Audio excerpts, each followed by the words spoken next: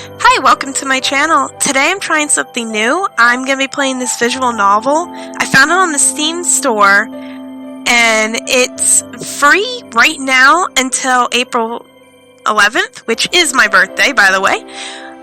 It's called Without a Voice, and I watched the preview, and it looked really good. Apparently there's 8 different endings, so this is my first playthrough with this. I haven't even hit the start button yet or anything. But I'm gonna play, maybe try to get one of the playthroughs, but I'm not 100% sure because there's start and load options here. So I'm thinking this might be a little bit of a longer game. So maybe I'll make this into a series and try to at least get one of the endings and maybe try to get some of the other endings later on. But anyways, without further ado, I'm gonna get started.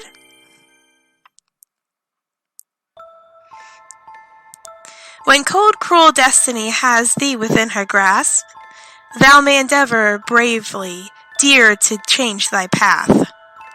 But fate cares not which twisted road you choose to take. You dance atop her palm with every choice you make. Day 1.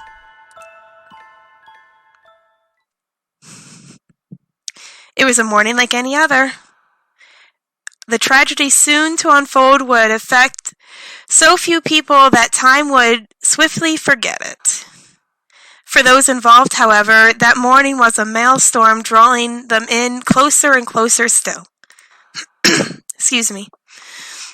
I just had to clear my throat there. It all began innocently enough. I'm sorry, sometimes I just can't pronounce things. I don't know why. With a certain exiled princess in a terrible predicament. Oh, she's cute. Actually, I did already see her on the preview, but I mean, she's really cute. But I wasn't sure which one was actually the princess, because there's another girl too that you see in the preview. Alright, looks like her name is Chastity. If I am saying that wrong, please correct me in the comments. Oh dear, I've run out of firewood. If only I'd noticed yesterday. This has caught me quite unawares. The ex-princess in question was named Chastity, and she was the eldest child, of the kingdom of Veromir. What's that you say? You've never heard of Veromir? One shouldn't be surprised. This all happened long before the universe summoned you into existence. The next shipment isn't due for a little while yet. But I cannot wait. I won't be able to cook or do laundry without a fire. So long had the princess been living in this cottage alone. I think I might have said alone twice, I don't know. That she had taken the talk in herself to feel less lonely. Determined to gather some wood before sundown, Cassidy... Or did I say Chastity or Cassidy? I don't remember now. I'm just gonna say Cassidy. Yeah, I don't think it's Chastity. Grabbed a hatchet and some linen and then quitted the place. Alright, I gotta give props to the artist here. They did a really good job. This is really pretty. Once outside, she paused, considering for the uplands time whether it would be best for her to lock the door. No one will come in anyways. My brother's agents never enter, and no one else travels this deep into the wood. Convincing herself so, Cassidy turned away and headed into the forest to begin her mission. I was actually thinking I was going to be able to pick to lock the door or not, see what would happen if I didn't, but I guess we're just going to find out, because I feel like it's going to be bad. Unfortunately, her determination and willpower were short-lived. As I thought, firewood isn't just laying around on the ground just waiting to be picked up. Though she brought the hatchet, she'd foolishly hoped she wouldn't have to use it. Faced with so many different types of trees, most of them quite large, she was unaware of how to proceed. Now that I think about it, how much firewood do I usually use at once? Oh, the more I try to remember, the more addled I get. Perhaps I'll just subsist on fruit and fungus until the next crate arrives. A timely stomach growl Growl quickly put a stop to such plans. Cassidy let out a sigh. For now, I shall return to my favorite place. It always brings me such peace. Brings me peace. Sorry. That place holds some magic I've always felt. I'm sure I shall be able to think of something once I'm there. Her spirit restored. Cassidy hiked her linen satchel a little higher. It was not long until she would be comfortable again, she thought. Why, you're as radiant as ever. There were many views to take pleasure in this forest, but one in particular always brought her delight. Though she had lived here for some seasons, the tree before her never seemed to change. I don't know much about wisteria. Are they meant to stay in bloom year-round? Perhaps winters here are mild. Wisteria shall weather not when flakes of winter fall. I am sorry, I'm having trouble talking today. I need to drink a little something. See, protecting myself. Don't want to get sick.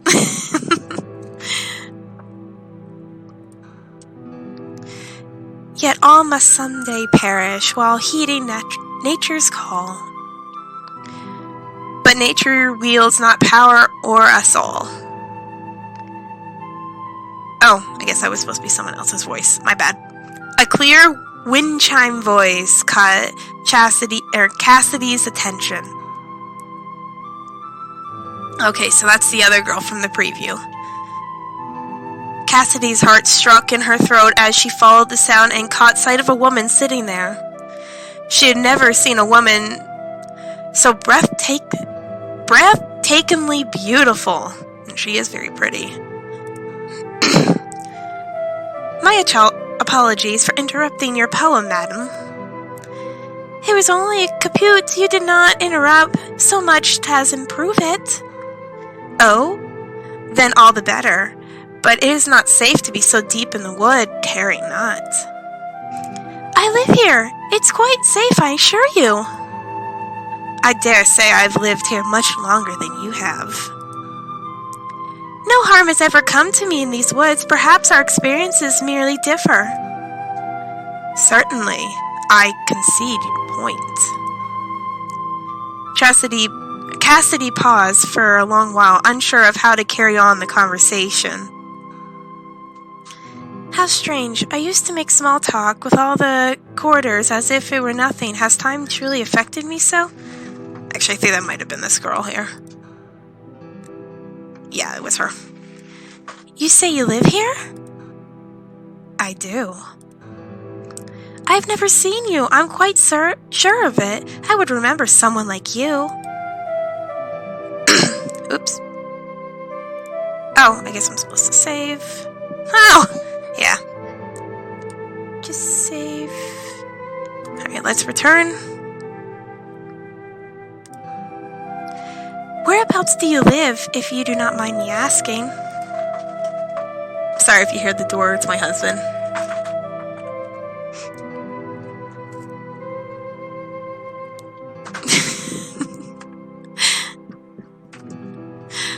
Hardly a stone's throw from where we stand now. A stone's throw? Alright, so this is my first option. How can that be? Or this is highly suspect. I feel like she'd probably say this one. I suppose she does not wish to expose where she lives to another stranger. That is reasonable. She seems to be quite on her guard. I envy your view of this lovely place. Do not envy me.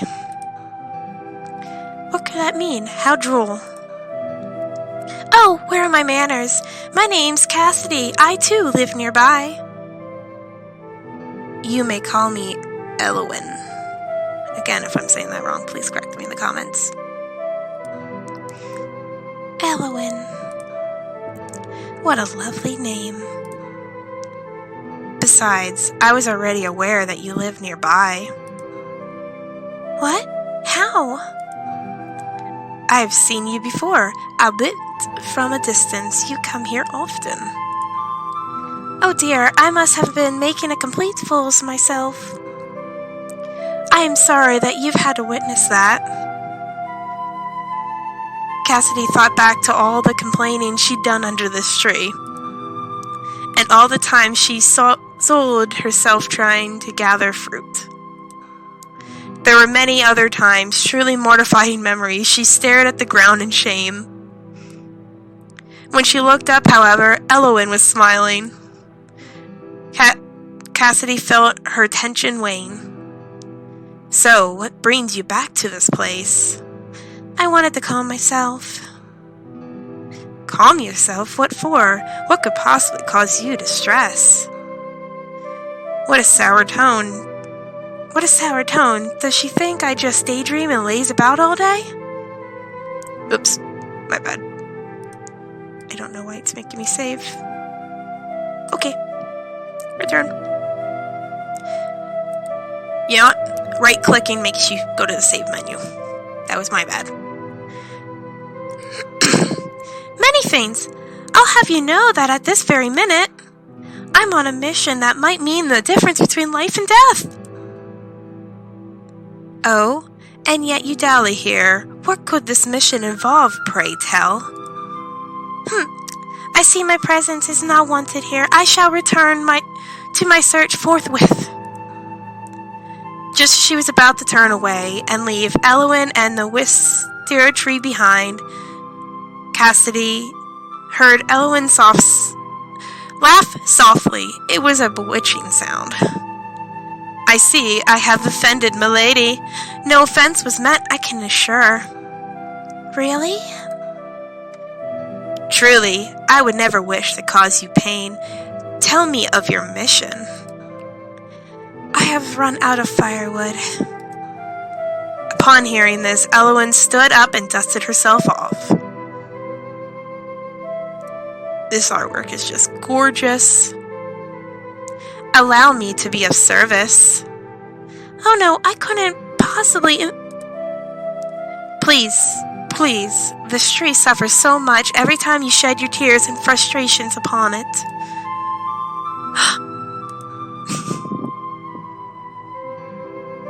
Yet despite her abrasive words, Elowen was tirelessly helpful.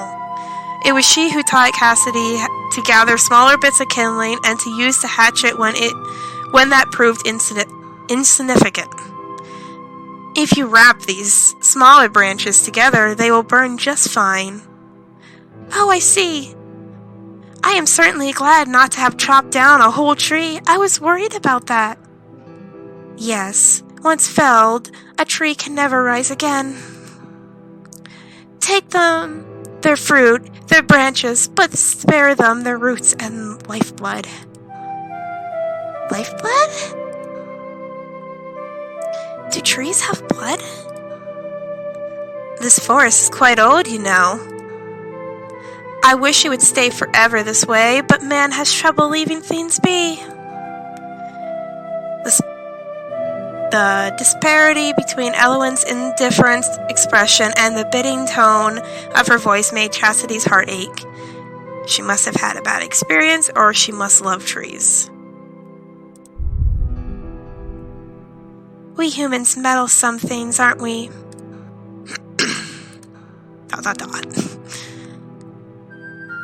Perhaps I'm making too light of her feelings. I thought that was rather an intelligent thing to say.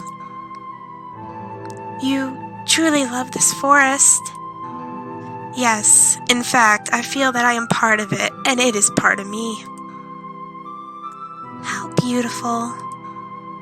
Trying to decipher the voices, I'm not very good at this. The two continued through the forest, gathering wood and passing the time with easy conversation. Excuse me. As they walked leisurely, the sun began to sink. Leisurely. I can't talk. And so too did the satchel of wood over Cassidy's shoulder sag. It seems that you have gathered plenty of wood now. Surely this will be enough? Ah, you're right! The time had gotten quite away from the exiled princess. Now their afternoon together was coming to an end, Cassidy was afraid. Afraid and hopeful, which was perhaps more dangerous still. Then... Excuse me, Miss Elwyn? Yes? Might we meet again? You have no idea how happy I am to meet another person living in this wood.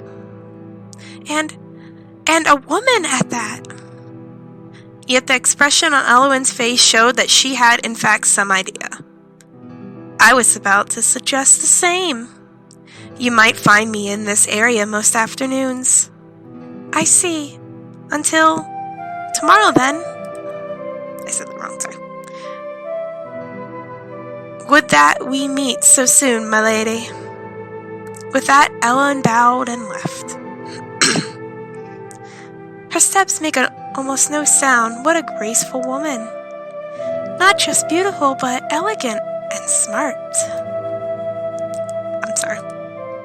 Yep, I'll just save it quick. I save a lot. As she walked back to her cottage, so filled with the thoughts of Elwyn was her head, that Chastity forgot all about her fatigue and the weight of her burden.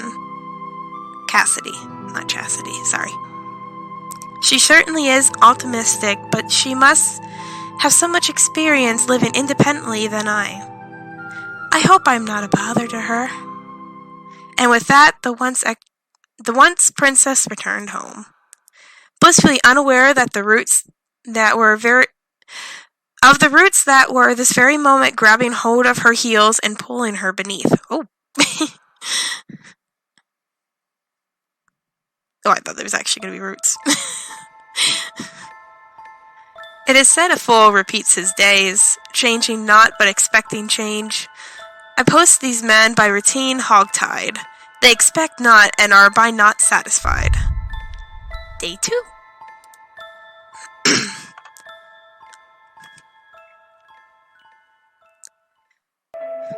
It's a really cute little cottage. And I'm kind of wondering, she mentioned her brother's men, so I'm wondering why she's exiled. There was a sort of melancholy, oh my goodness, I'm sorry, one feels when closing a book for the final time. Feeling its last words wash over you as you leave its world and return to your own life. I felt that one. It was an inule that Cassidy had grown used to. In her former life, she had received the best education that money and bribery could buy. Oh. Now that bright mind was left to languish, fed by nothing more than a single new book each fortnight. By now, Cassidy was in the habit of reading very slowly indeed. She shut her latest tome and placed it upon the table next to her half-written letter to her brother. I never sound quite myself in these letters. Oops. How do you write from a distance to one whom you once saw daily? And how do you write anything at all when your life has grown so dull? She decided to pen a few more sentences on how moved she felt after reading the book and how profoundly distressed she was by the ending of it.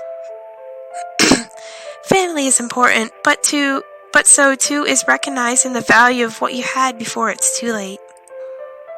If only the king had realized what a wonderful daughter he had.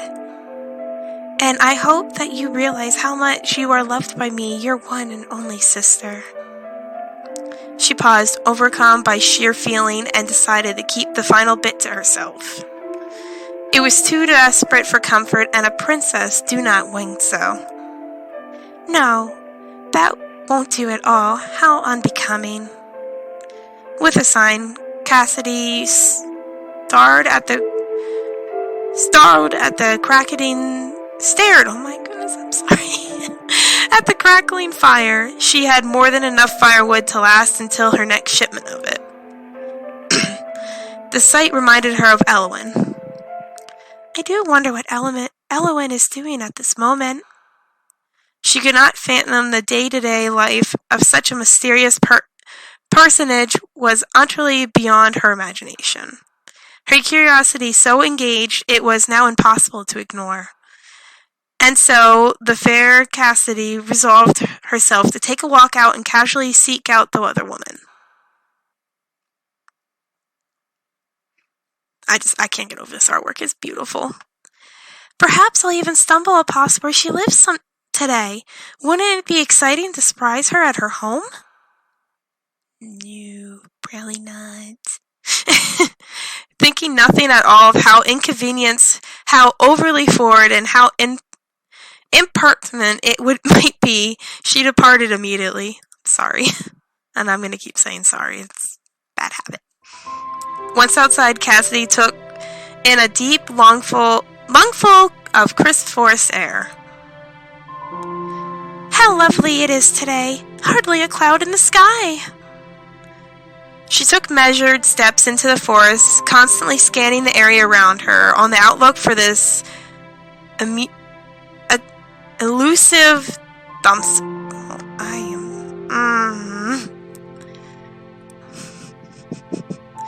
Might Elwyn live in a cottage like mine? She is so elegant, I cannot imagine her doing housework. Then again, I could hardly imagine myself doing housework not long ago. Oh, how times change a person.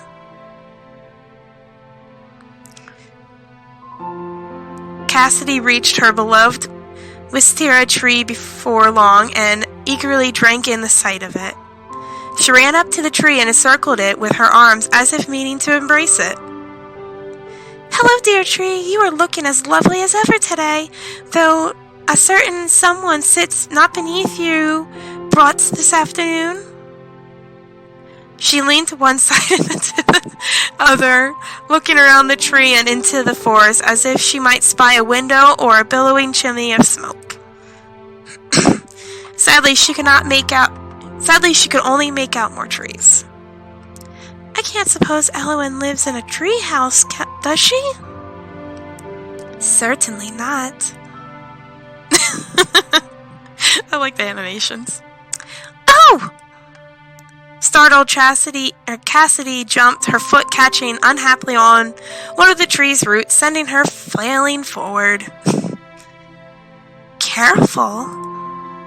Elwyn's arm shot out at once, her vice-like grip snarling the once princess just in time. Elwyn's touch was so cold, yet her movements decisive. Cassidy's heart raced. Was she truly worried for me? It took Cassidy several moments to regain her composure. Elwyn, too, looked a bit shaken. Thank goodness you arrived when you did! Though, truth be told, if you hadn't startled me so, I would not have fallen. Is that so? Shall I endeavor to be less frightening in the future, then? Or I shall endeavor. Oh dear, she may have mistaken my meaning. I was only trying to cover up my embarrassment. Perhaps Elwyn was joking, or that's not necessary. We'll respond with a response. I don't understand what you mean. I certainly don't think you're frightening. Oh, your earlier words seem to suggest otherwise. I was merely... Oh, never mind. How confusing you are. Still, how curious it is for us to be meeting here again. You come here often. I live nearby. What is curious about it? I'm merely saying that it's super... serendipitous. Oh my god. Don't mind me. I'm gonna just try my best at this point. It must be fate. Fate has nothing to do with it, I assure you. Oh, but that's so much more romantic to think of it as fate. I can think nothing less romantic than fate. Perhaps this is something not yet possible for you to understand. Don't speak to me as though you're much older and wiser than me. Elowen laughed a little. How old are you, anyways? How old do you think I am? Cassidy stared at Elowen, gazing deeply in her eyes as if she might find the other woman's secrets there. Older than I first thought, perhaps. A wise answer. Elowen tipped her head slightly, the motion seeming to indicate a desire to walk on. Cassidy was only too happy to comply. Together the two women strolled. Their time together was marked by companionable silence. Cassidy never before the quiet girl was desperate to fill it, but what conversation might pique Elowen's interest was unclear. She peered shyly at Elowen's face in profile, so strikingly and noble did it seem. She has the air of an aristocrat. What could someone like she be doing living in this forest? Then again, am I not in the same position? Perhaps it's something she finds difficult to speak of. An icy gust of wind whistled through the clearing, causing Cassidy to shiver and rub her bare arms. The sun will be setting soon, and it will grow colder. Perhaps you should. It was that question Cassidy had been ruminating on all afternoon burst forth. Would you like to come to my cottage? Elowen appeared quite overcome. Is that wise? Whatever do you mean? How do you extend such an invitation to one such as me, who you hardly know? You are entirely too trusting. I'm surprised at you. Two solitary women out to stick together out in these woods, or these wilds. Perhaps, who else am I to invite? I sometimes feel quite lonely out here, don't you? Elowen turned her head slightly and gazed into the forest behind them, as if peering at something only she could see. Loneliness, then. I see. Very well, I will take you up on your offer. Though puzzled by Elowen's hesitation, Cassidy was overjoyed that her invitation had been accepted. There was a spring in her step as she led the other woman to her home. Mouth was dry. It was only in front of the cottage that Cassidy suddenly understood what an impervious thing that she was doing. Is the house clean enough? She could not seem to recall when she had last swept or aired out her bedding. Is this where you live? Yes. It's charming. Thank you. I wish I could take more credit for that. The house was here long before I arrived. Even the furniture is not truly my own. Still, it suits you. Thank you. Bolstered by Elowen's reaction, Cassidy finally gained the courage to follow through. She opened the door wide, gesturing for the other woman to enter. Oh my god. As Elowen did so, with her usual slow, measured steps, Cassidy could not help but notice the other woman's feet clearly visible in the slippers she wore. Okay. Her toes are curled. How odd. They stayed that way even as Elowen entered the house. Perhaps her manner of walking is not purely for the sake of elegance, but also necessary. Had Elowen some sort of pain in her feet? Cassidy pondered on this and resolved to ask about it when the opportunity arose. It is quite spacious here. You live here alone? That's right. It's not so bad. I don't have anyone to tell me what to do or where to go. I have a freedom now that I've never known before. Perhaps, but sometimes I believe that being tied down to something is easier.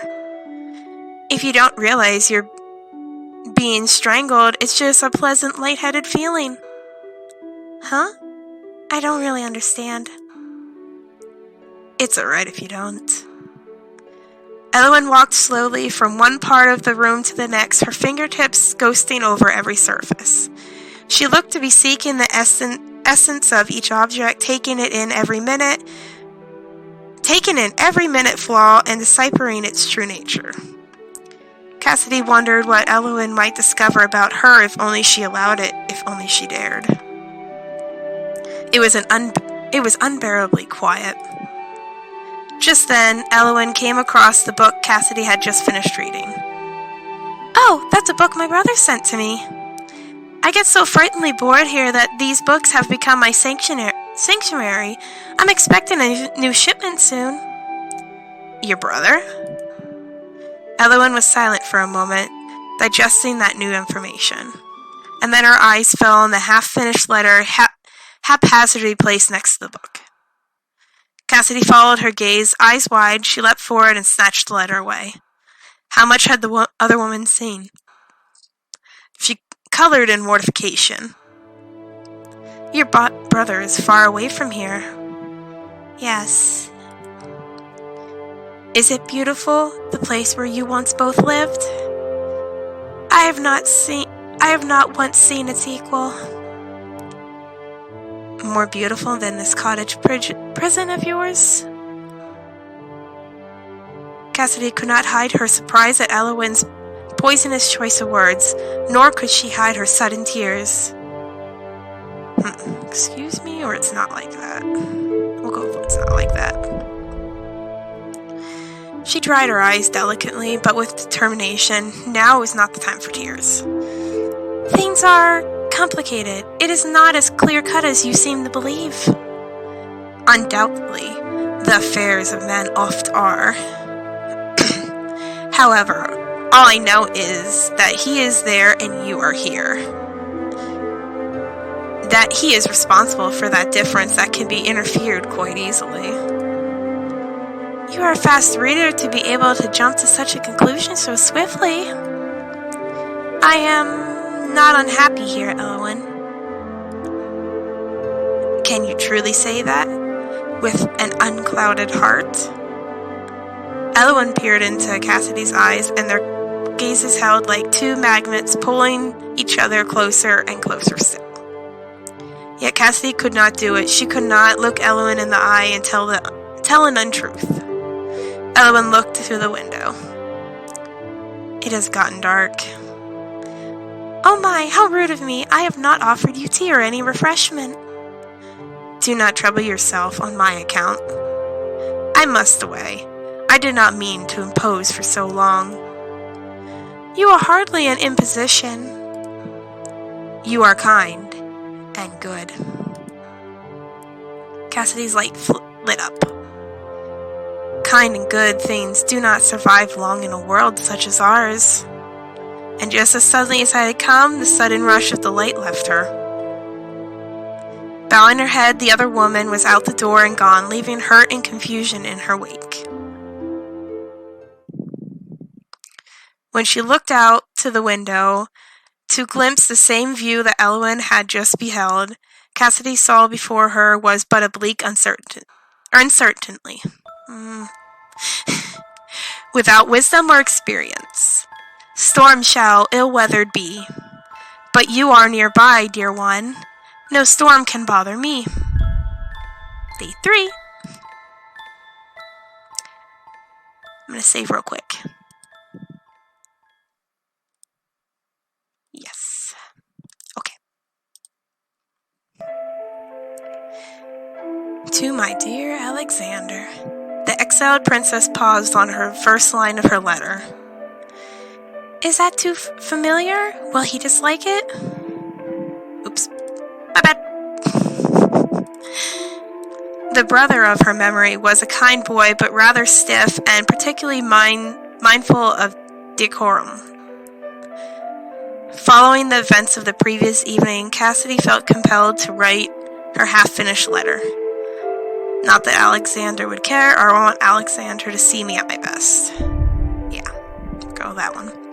I do not wish to disappoint him or bore him with a minitude my original draft. She signed, recalling the contents of the now ripped-up pages. I pinned far too much. I would never whine, of course, but my words were drawing near that. She was afraid to admit, even to herself, how much she missed her brother. Cassidy finished the letter without much of a fuss. She wrote briefly of Elwyn, a passerby, and helping her find firewood. Most of the contents, however, were in regards to the book she had recently finished. Perhaps this will encourage my dear brother to send me more. When Cassidy looked out the window, she realized the sun had started to set. Okay. Oh dear, I was revising for so long? Silly me. She folded up her letter and placed it in an envelope, sealing it with the royal wax seal she was given. She stood and stretched her arms above her head. I have hardly moved all day. That is no good. Time to go outside. She walked to the front of the cottage, where she normally left her letters halfway beneath the door for an agent to collect. She had stuffed her letter under the door when... Princess? Cassidy's blood ran cold for a minute. Yet she soon realized who was addressing her and relaxed. You surprised me, Elwyn. She spoke to the other woman through the half-open window of the front cottage. I am no princess, you know. Is that so? You seem like one to me. Cassidy was not sure how to respond to that settlement. Have I casually let slip that I was a princess? I did not realize I still behaved in such a manner of one. Lifelong habits cannot so soon be discarded, it seems. There is an envelope under the door. Oh yes, do leave it there. It's outgoing. Outgoing? Elwyn paused for a long while, but said no more of the subject. May I come in? Of course, I'm so sorry. I should have invited you sooner. I was so taken aback, you see. I did not mean to surprise you so. It's all right. A happy surprise. I am so glad to see you. She opened the door and ushered Elwyn inside. This time, Cassidy did not forget her manners. Oh, we finally get to see her kitchen. She quickly flew into the kitchen to make her guests some tea and pulled out the crackers she set aside for such an occasion. Elwyn politely sipped on the tea, but did not touch the crackers. Suppose she's already eaten, or I wonder why she does not eat. There is a healthy glow to Elwyn's face. I suppose she has already eaten. She strikes me as the type who would not worry about her figure. Okay. And it's so late in the day already. Yes, I'm sure she has already supped and can eat no more. Cassidy endeavored not to take offense and instead greedily partook in the crackers herself. The two women talked of pleasancies for some time, though it became rather apparent that Elwyn's attention lay elsewhere. Is everything quite all right? Yes. Why do you ask? Why do you ask? You seem somewhat reserved. That is, more than usual. That letter. You said it was outgoing. Is that the letter you wrote to your brother? Oh, yes. If I leave the letters there, someone will come collect it. Someone? How can that be? You do not go in the town or have your mail delivered? She was at loss of how to explain. Cassidy herself knew that her situation was extraordinary. You see, though I live alone, I am well taken care of. My brother provides everything. Every fortnight or so, his agents deliver food and supplies to me. Someone is around that collect my outgoing letters once or twice a day. I only ever send letters to my brother, of course. I was not wrong then, when I said this place is like a jail. Why do you live here alone, when he clearly has enough resources to take care of you? Cassidy shifted uncomfortably in her seat. Elowen's eyes seemed not to look at her so much, but bore into her soul. Cassidy felt judged and deemed unworthy, though she had not quite responded to Elowen's inquiry. No matter how she phrased it in her head, it sounded awful. I am here for my own safety. She took a deep breath. When you called me princess earlier, you were not far off the mark. I once was a princess, though I am no longer. After my father, the king's death, I was to inherit the throne, but our barons and Perelman voted no confidence. Worse, I was then handed trumped up to charges of treason. I was very well could have been executed. Instead, my younger brother intervened on my behalf. At least we're getting somewhere then. So, you are alive, but in exile, but alive. The former princess surprised herself at the depth of her own feelings, at the desperation with which she tried to convince herself that was for the best. It's not so terrible. This cottage is lovely. It is a good thing to be along nature like this. How can you be so positive? What? You speak so fondly of your brother when he's the one who exiled you, who left you here to rot in isolation. It's not like that, Elowen. What part of what I said is false? Tell me. It's not that simple. It was not Alexander's fault. She found herself repeating her thoughts on the matter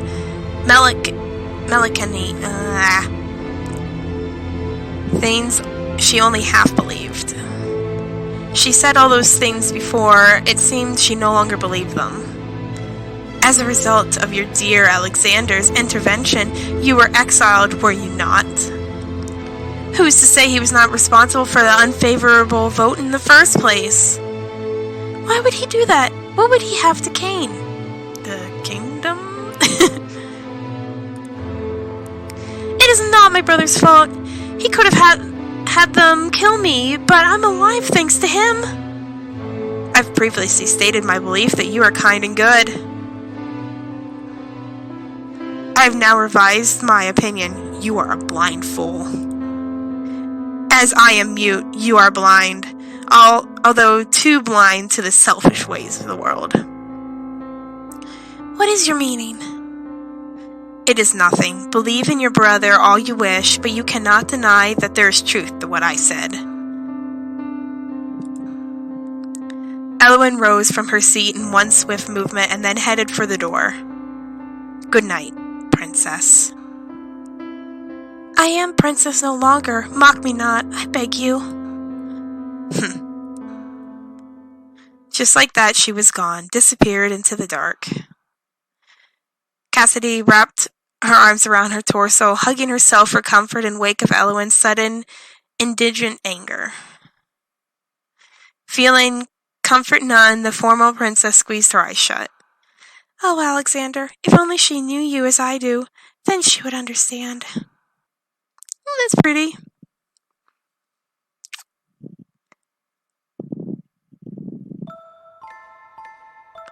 There is a treasure that can't be bought, no matter how long it may be sought.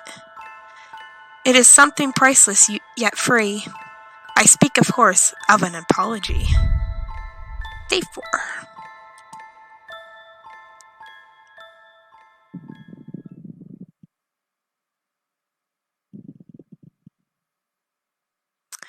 After a restless sleep, Cassidy awoke to the sun's harsh ways. She stretched, arching her back to release the tension there. Finally, her gaze went up to the front door, and there in the distance lack of leather beneath it. They must have come in the night. How diligent my brother's agents are. You are a blind fool. All at once, the memories of her argument with Elwyn nearby knocked the wind out of her. I cannot believe I divulged such a secret to someone I barely know. Cassidy was puzzled both of herself and at Elwyn's odd behavior. What a shock that was, or I'm sure she had her reasons. We'll say a shock. What a shock it was. I had thought her a refined, elegant personage, but her rage was palpable and quite unseemly. I must ask her about her own life. We know so little about each other, it's no wonder she would react that way. One can only draw conclusions based on what one already knows. Presently, there was a knock at the door. Given how long it had been since her last shipment, it was as well as the fact that Elwyn was far more likely to announce her presence with her words, Cassidy could draw but one conclusion. She waited nearly 10 minutes before the door opened. It was protocol. She knew not who her brother sent, and it was unclear whether they knew whom they were delivering to. The royal family of Varamir had a distinctive look to them. It would not do for too many people to know who she was or that the former princess dwelled there. When she finally allowed herself to open the door, she found a large wooden crate not unlike the previous one. Sitting atop the crate's contents was a sealed envelope. Cassidy instantly recognized the servant's cursive. To my sister, I am glad to hear that you are adjusting well to life at the cottage. Doubtless there are many things that challenge you, given your formal life, but we must all make the best of things. I know that you have too much time on your hands, so I have been sure to enclose more books for you to read. You may one day be called upon to marry well for the advantage of the king and the country. As such, it is of utmost importance that you keep your mind sharp and your hands unidle. The last part seemed to have been written later, as the script looks slightly different. I think of you often. I worry about you more often still. Be safe in the forest and keep to yourself, though I know it is difficult for you. Please await my next letter. I remain your loyal brother. A. She read over the letter many times, trying her best to glean affection from it. Haha, Alexander has always been a little awkward. I'm sure the last bit was added with some reluctance after one of his advisors casted him for the contents of his letter. She smiled and ran her fingertips along the part that read, I think of you often. But then she remembered the sentence about marriage. How thoughtful, or I don't want to marry. She kind of seems like Elwyn said, a blind fool, so I'll say that. I'm sure Alexander does not wish me to live the rest of my life here. How thoughtful of him to find some way for me to escape exile. Even though it is through a political marriage, I must say I am not very excited about the prospect. The letter did not raise her spirits as much as letters from Alexander usually did. The implication of it weighed on her. Of course I must be useful to the kingdom somehow. Why else would I be alive? If I can be of use, even as a disgraced princess. Cassidy signed. She could not finish that thought. All of a sudden, Cassidy wanted to do nothing but see Elwyn again. I will seek her out. I must. The other woman's presence would certainly be a salve for her current mood. It was her reasoning, and she swiftly acted upon it. Cassidy set the crate away inside the cottage and then set out. Here, I'm going to save real quick, because that's how I always am.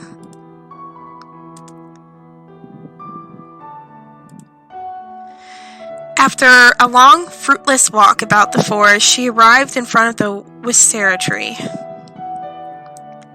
Elowen!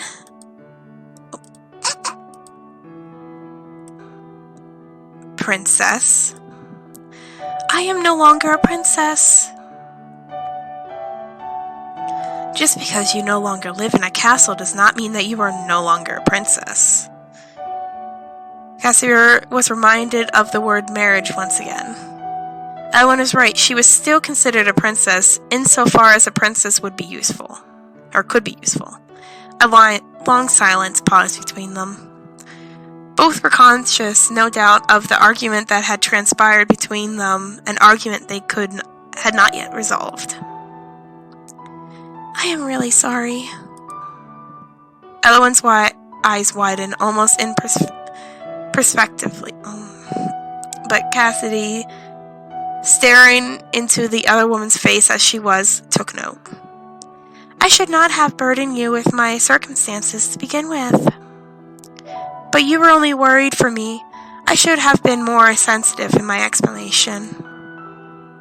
No. Cassidy was struck by the sight of Elowen's soft smile as she laughed. The former princess's heart fluttered, and her brother's letter was promptly forgotten. It is nothing. It would seem that I, too, am quite the fool. The air thrust clearly. The two women were able to enjoy the rest of their day together. They whiled the time away in companionable satisfaction. That night, Cassidy drifted off to sleep with a full heart. The string of love are oft unseen, though wrapped around you they may be. When tied fast, no one can come between, nor challenge humble fate's decree. Day 5. Ah, how beautiful it is today! Indeed. Elowen had surprised Cassidy that early that morning, arriving at her front door without warning. Though Elowen didn't knock, silly creature. I wonder if she would have left if I hadn't seen her and opened the door. The thought bothered her, although almost as much as the notion that Elowen might not yearn for Cassidy's company the way Cassidy did for hers. After some time spent lingering, both paralyzed by indecision, they decided to go for a leisurely nature walk. For the next few hours, they strolled through the forest together, stopping here and there to pick mushrooms and berries. That one's poisonous. Do not touch it. Right. Cassidy drew her arm back in mortified alarm. It would not do for your lovely skin to be marred by poisonous spores. Cassidy hazarded a glance at the other woman's face, but Elowen looked as unflappable as ever. I can't talk. Poisonous? Are you sure? Or how do you know so much? You know so much about the flora and fauna here. How do you ever learn it all? I have lived here many years. In that time, I have witnessed many interesting things. I have learned much, letting the people who pass through educate me. However, it's been a solitary life. I have seen much, but experienced little. Elowen. I have long felt like someone on the outside looking in on a world I could never touch. There was a melancholy in Elowen's contentment that Cassidy had not seen yet, nor even thought of the woman capable of. If the Elowen she knew was so dignified, taking such charge in her emotions that none ever showed, except for the anger. I have not known her long, of course. Perhaps this was merely how she comports herself around those of little acquaintance. What made you decide to reach out to me? Reach out? That is, She thought back to their first meeting, the way her own heart had leapt at the sight of Eowyn. And Eowyn had known all about her, had apparently been watching her for some time. You didn't have to be sitting under the tree that day. You could have continued watching me from afar. But you found me. You spoke to me. And I'm so glad she did. But I fear she might call me silly if I say such things. I thought you delicately beautiful. The matter of fact, the way that Eowyn said that struck Cassidy. She was flattered, of course, but yet part of her was also worried. Beauty was not something lasting. It would be a shaky foundation for any relationship. If it had been a courtier complimenting her beauty, Cassidy might have been taking it better. But this was Eowyn, a woman who she was becoming increasingly fond. Thought? That's past tense, is it not? What do you think of me now? I think you still exceedingly beautiful, but dainty and delicate you are not. You are far from being the posed princess I took you for. Cassidy winced and her mouth formed a little pout as she turned her eyes to the ground. As I thought. It is to be expected. Someone so graceful as Eowyn would, of course, find me lacking. You are not what I expected, but I believe that might be for the better. Slowly, Cassidy tilted her face up, her eyes growing large with disbelief. For the better? You are always exceeding my expectations. I wonder if other people I've allowed to come and go would have as well, had I let them so near. Well, It may be selfish of me, but I'm truly happy you let the others go. I'm glad I'm the only one person you chose. I'm sorry, that makes me sound so ugly. No uglier than I. Suddenly, in Cassidy's eyes, Eowyn looked so haggard. She peered through the polished veneer and saw the woman who was tired and hungry. Are you alright? In a blink, Eowyn appeared to be the same as always. That was actually pretty cool. I am fine. Even so,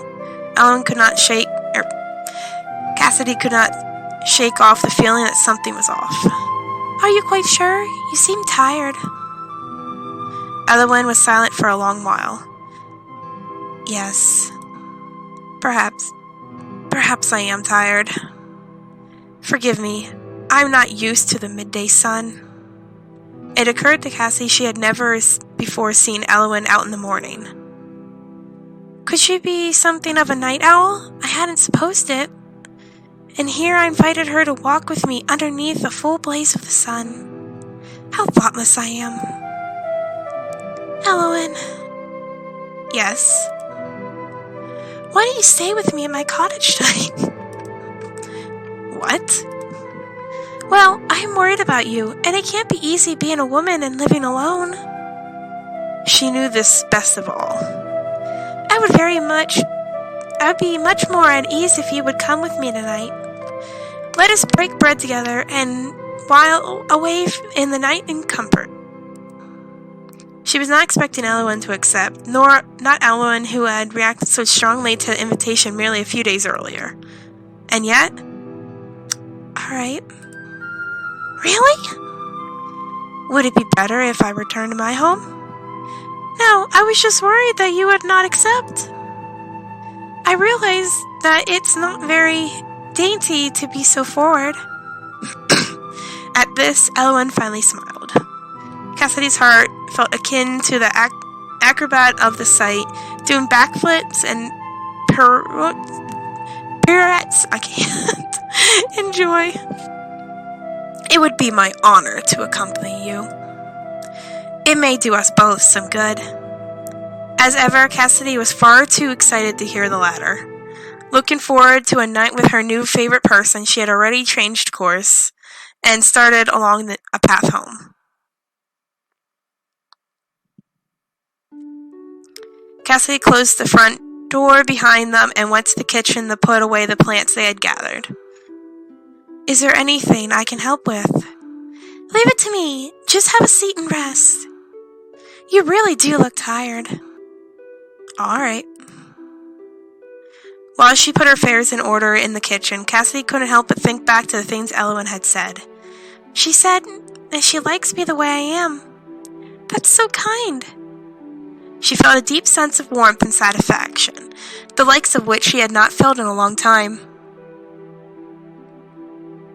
Cassidy returned to the living room a short while later, 2 cups of tea in hand.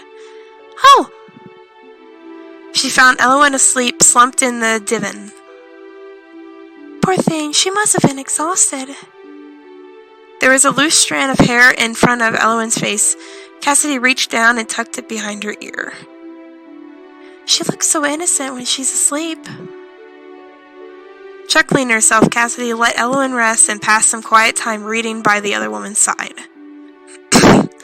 Night soon fell, and the pair slumped together. Elowen doesn't eat very much. No wonder she's so thin.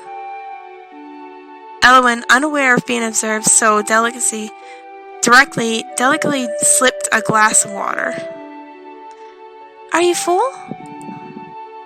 I am satisfied. You eat so little, I'm worried for your health. I eat enough. I do not like doing anything in excess. I see. Her tone left no room for argument. Sorry, it's probably noisy. After dinner, Cassidy cleared the plates and things away and began to get the room ready for sleep.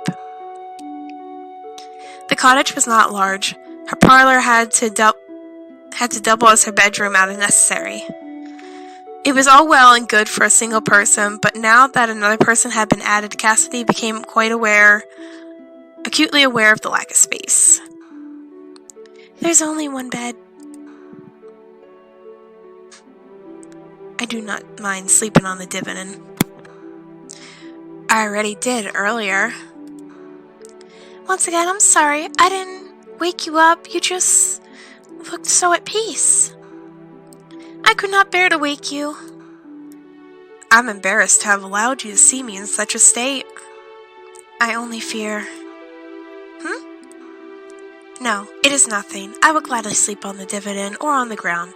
I am not choosy. Oh, that won't do at all. You're a guest.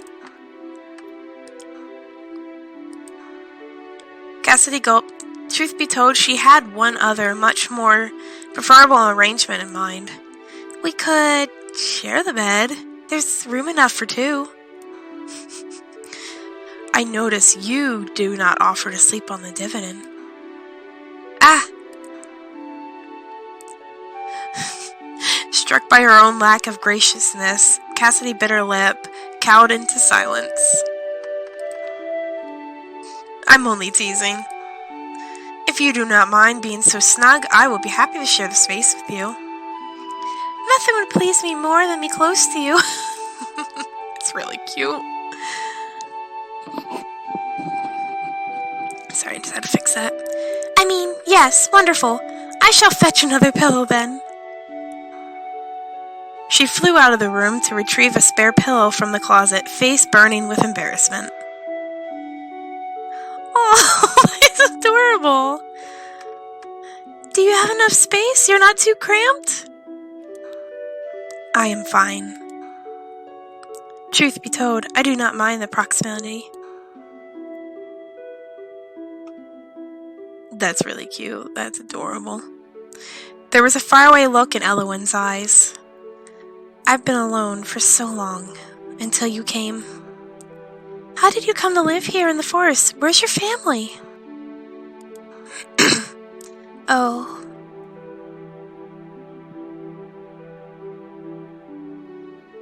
She probably would say that one.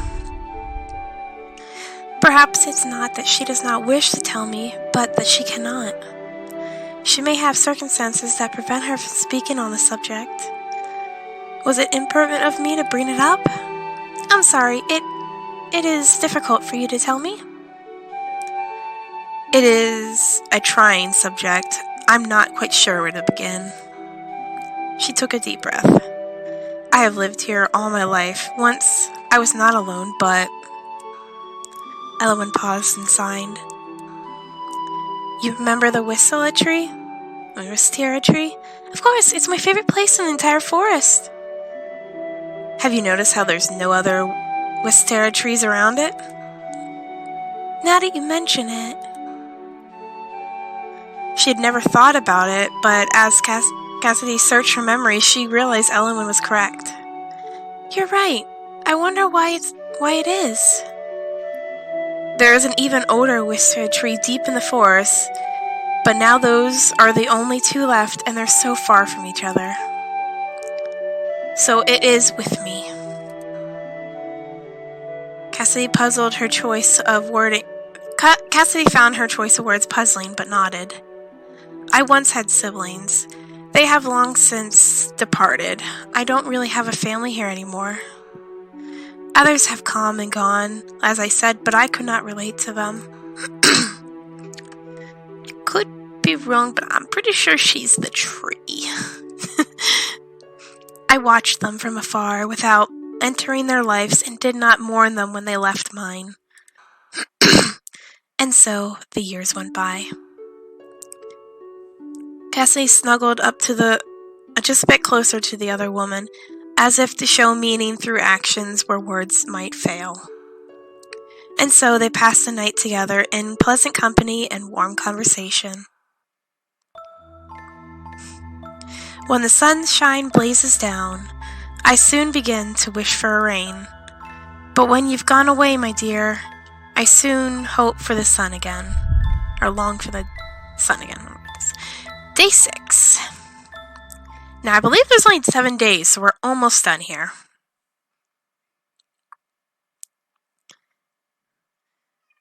Cassidy woke alone, with a cold space beside her. Again, she's gone in the morning. What could she be doing so early? It's highly suspect. She could no longer ignore the gnawing feelings of dread. Perhaps she should ask Elowen upon their next meeting. I will have to be careful with the rest of my supplies. The next shipment is a while away. I cannot feast with Elowen too often. Still, what a wonderful night it was. Each precious memory had been carved into Cassidy's heart. She yawned and slowly pulled herself out of bed. With or without Elowen, she would have to get on with her day.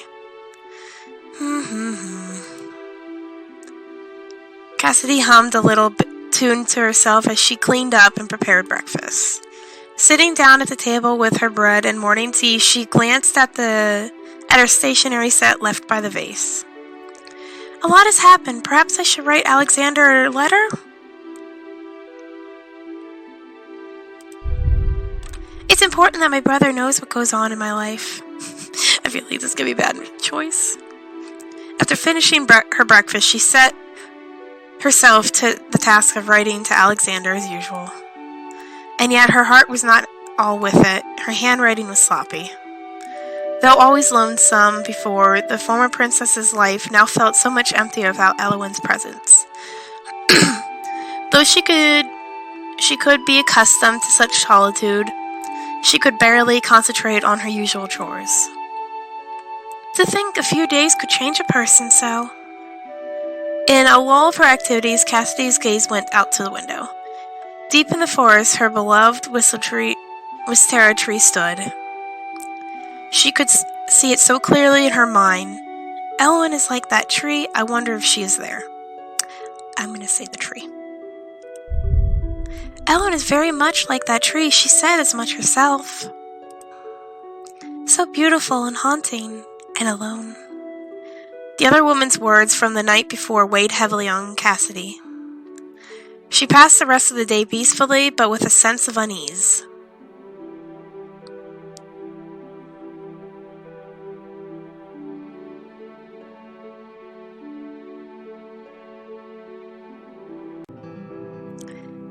The next day came and still no Elowen. Cassidy was left with nothing but her own thoughts. and thinking of Elowen perturbed Cassidy greatly. In the last several days, the woman had embedded herself into Cassidy's life like a thorn. I never expected to become close to another person again. She thought about Elowen and the things that the other woman had said. The hours spent together that were so few but felt an impossible eternity. I never did ask her about her feet. Why are her toes always curled? Despite how she looks, she must be much older than me. She has a proper way of speaking and always says she's lived in the forest for a long time. And with the intricacy of her clothing and her manners, something did not add up.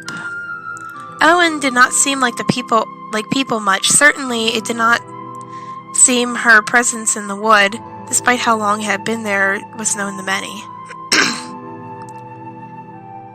Alexander most probably would not have sent me here if it was known that a beautiful woman was living alone in this very wood. Where did Elowen come from? Why was she alone? She still had no satisfactory answer. Thinking it over, Elowen is strange or Elowen is unearthly. Cassidy suddenly realized that all of the things she knew about Elowen pointed to something potentially horrible. She became overcome by the woman's particular charm and beautiful looks that she had overlooked something. Cassidy shook her head. Perhaps she was jumping to conclusions too quickly. I must be a little lonely, that's all. I haven't seen her since that night. She can be blunt, perhaps, but I believe she means well. Remember in the last several days... Why would she say monsters? I don't want to go with that one. Presently, there was a knock at the door. Startled Cassidy out of her deep thoughts. It was a short knock, a signal for a letter not accompanying a box. A letter? So soon after the last? Uh-oh. I did send him a letter yesterday, but it's not possible for him to have read it and replied already. Right? Perhaps my brother finally understands just how much I miss him.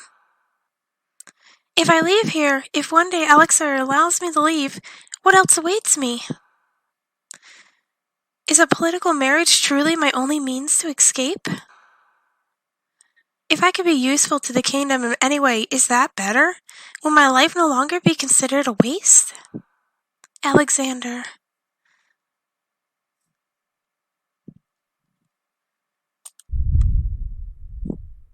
How long must I stay in the forest? Will I forever be here, atoning for my mistakes? She let out a long sigh. Her thoughts had taken her on a not-so-merry chase. If I dwell on these thoughts, there will be no end to them. She brewed herself a cup of tea to calm her nerves down and began reading a new book.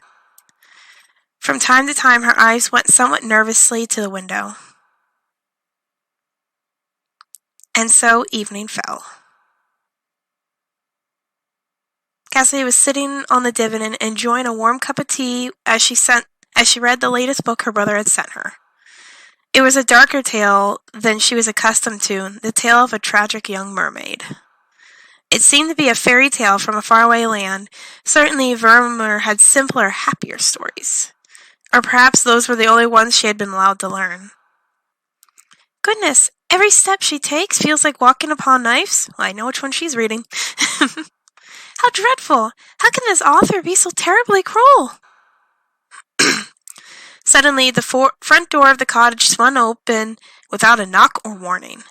Cassidy dropped her book in alarm. Oh. Oh no. There was something dreadful standing in the doorway. A monster! Cassidy muttered this under her breath, overcome with fear and awe. It is not safe here. Yet no matter the appearance, Cassidy would never mistake that voice. Melodiously, she had found not long ago. Beautiful, she had thought its bearer until this very moment. She would be hard-pressed to describe Elowen as beautiful now. What did you say? There is a large army approaching from the east. They... They wear your colors. Alexander! Cassidy could not help but gasp. The monster nodded. I am afraid so. You must away with me.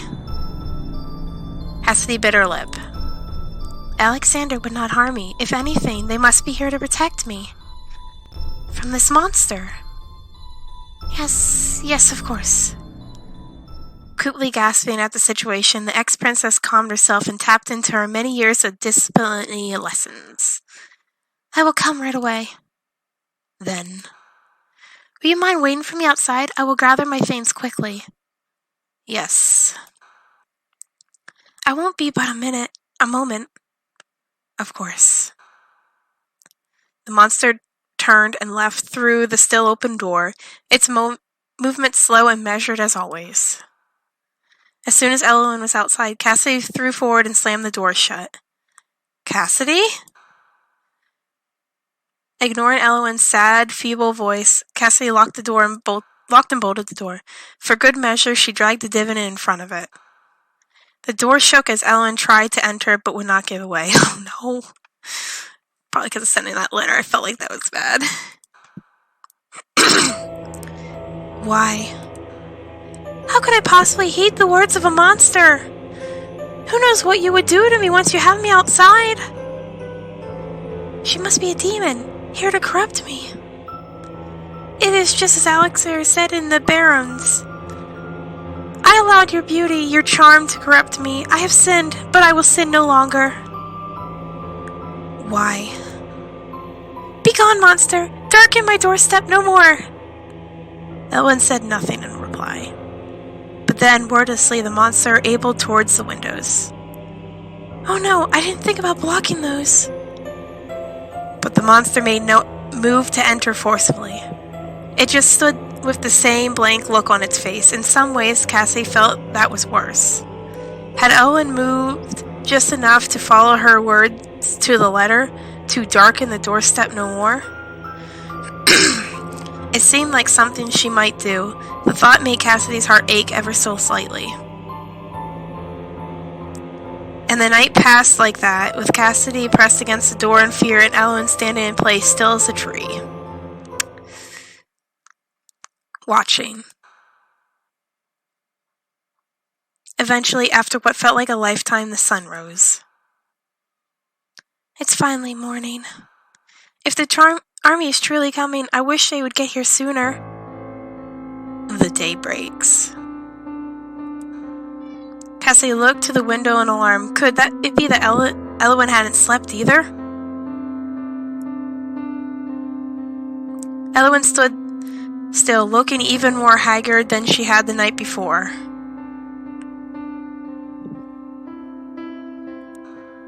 The monster's gaze was unfocused. It seemed not to be looking at Cassidy, but rather through her. I have failed. I could not understand the most important thing.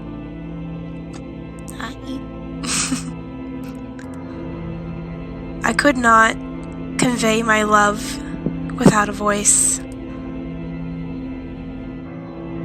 And so, this wisteria must wither in the harsh light of seventh day past. Before Cassidy's eyes, Elowen crumpled into withered wisteria petals and dust. Oh no! The monster, the woman, was no more. Deep in the wood, a wisteria tree once adored by a maiden withered and died away as well. When bargain is struck, its terms must be met, else take on your fate and more suffering beget. Ash to ash, end. Well, I'd say I definitely got a bad ending. But there are 8 more endings, so if you want me to continue and try to get the other endings, or if you know different ways, like different options I can do to do the other endings, I might just Google it, honestly. But if you want me to do this series and try to get all the other endings, let me know. Alright, thanks for watching. Goodbye!